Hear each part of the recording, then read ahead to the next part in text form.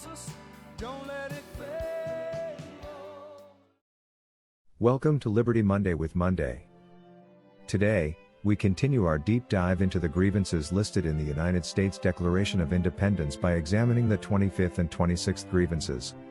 These final charges before the closing arguments of the document further illustrate the colonists' belief that the British Crown had moved beyond misrule and into deliberate acts of hostility and tyranny. Grievance 25, Hiring Foreign Mercenaries.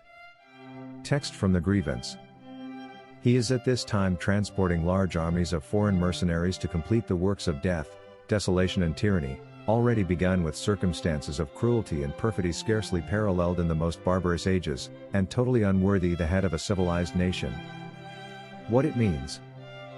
This grievance accuses King George III of bringing in foreign soldiers, primarily German mercenaries, often referred to as Hessians, to fight against the American colonies.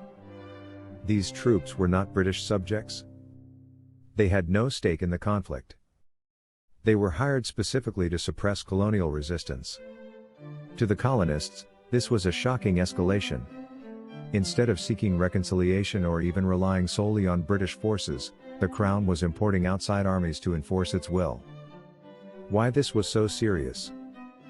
Perceived betrayal, the king was using outsiders to subdue his own people. Escalation of violence, mercenaries were often viewed as more ruthless and less restrained.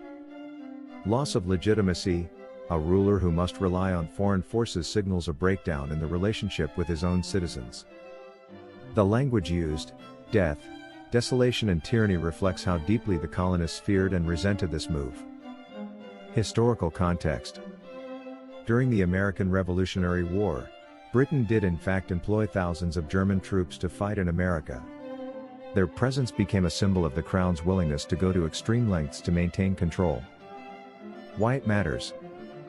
This grievance reinforces a key principle. A legitimate government should rely on the consent of its people, not the force of foreign arms. It also demonstrates how far the conflict had escalated, from political disputes to a full-scale military campaign involving international forces. Grievance 26, Inciting internal rebellion and violence. Text from the grievance. He has excited domestic insurrections amongst us, and has endeavored to bring on the inhabitants of our frontiers, the merciless Indian savages, whose known rule of warfare is an undistinguished destruction of all ages, sexes and conditions. What it means. In this grievance, the colonists accuse the king of encouraging internal unrest and violence within the colonies, including stirring up rebellions among certain groups, encouraging attacks on frontier settlements using Native American tribes as a means of warfare against colonial populations. It's important to note that the language used reflects the perspective and biases of the time. While it is historically accurate to the document, it does not reflect modern views. Why this was so serious. Fear of internal collapse, encouraging insurrection threatens stability from within. Targeting civilians, frontier attacks were seen as indiscriminate and devastating. Weaponizing division, the Crown was accused of turning different groups against one another.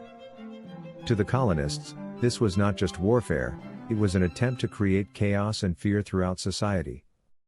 Historical context. Frontier conflicts were already a reality in colonial America, but the colonists believed British policies and alliances intensified these dangers during the Revolutionary period.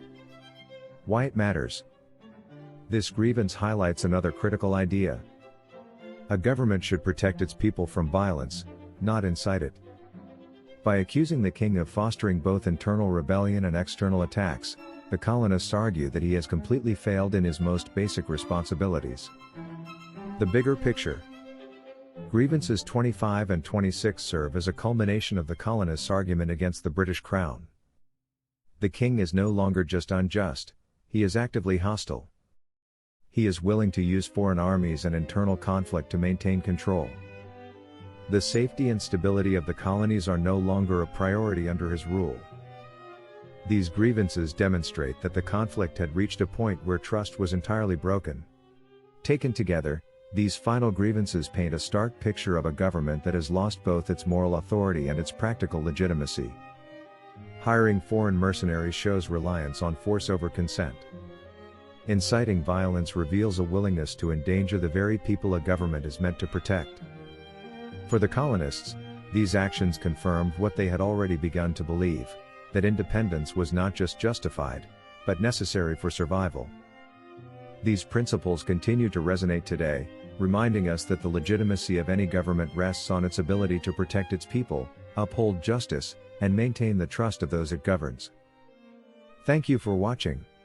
As always, stay informed, stay free.